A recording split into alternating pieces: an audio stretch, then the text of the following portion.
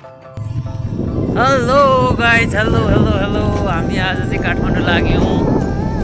अहिले यता त बाटो सोलिड छ, सोलिड। यो चाहिँ खावा भन्ने ठाउँबाट हामी अब तल झर्दैछौँ। यो चाहिँ अब काठमाडौँसम्म नै यस्तो हो बाटो, एकदम सोलिड बनाइदिएछ बाटो, राम्रो छ। तर चिसो गाइज, लास्ट चिसो छ यता, चिसो एकदमै चिसो चाहिँ यस्तो चिसो छ यतातिर। त्यो पारी डाँडा कटेर जानुपर्छ हामी, गरीब डाँडा पारी डाँडा कटेर जान्छौँ। तल भनेको मैना पोखरी बजार। चिसो चिसो गाइस, बाटो त राम्रो छ।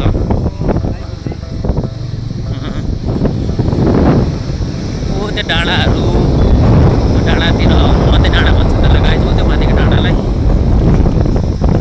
राम्रो छ। त्यो एउटा भ्यू एकदम पुरै चारैतिर देखिन्छ भ्यू, मैना पोखरी बजार।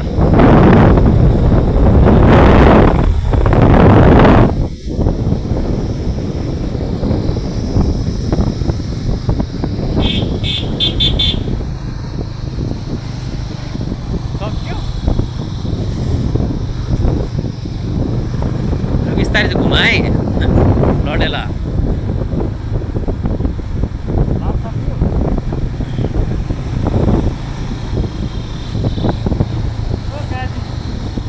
बाटो त राम्रो छ यार यतातिर है, सोलिड।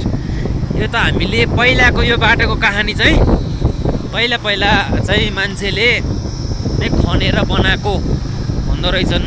यो बाटो चाहिँ मान्छेले नै खनेर, मान्छेको उसले नै त्यो जेसिबीहरू, डोजरहरू युज नगरिकन बनाएको बाटो रहेछ यो चाहिँ गाइज। अनि पछि चाहिँ यो चाहिँ धेरै वर्ष टिक्यो, धेरै लामो टिक्ने बाटो, यति लामो यति राम्रो थियो। तर वान वे मात्रै भनेको, एउटा मात्रै गाडी हिँड्ने बाटो सानो थियो, साँघुरो थियो। तर पछि गएर राम्रो बनायो।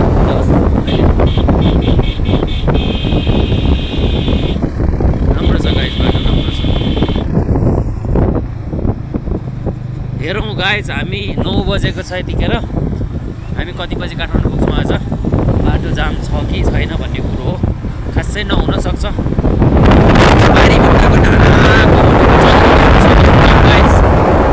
डाँडामादेखि चरीकोट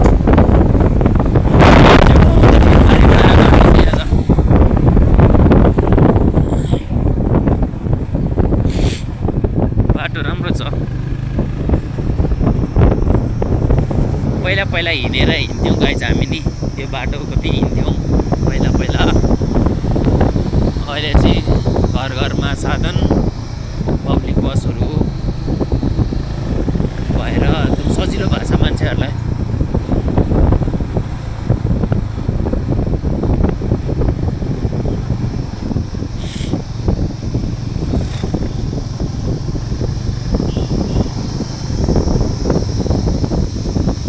तर लास्ट चिसो के है, अति नै चिसो कि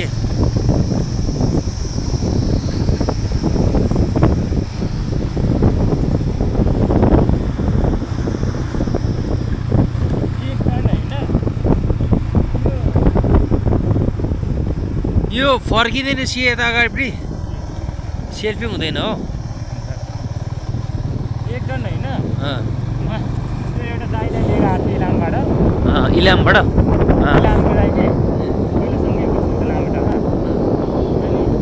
त्यही त उसको बाबु क्या हो, सुविधाको भाउ त होइन। अनि 150 पल्सर लिएर आएको थियो।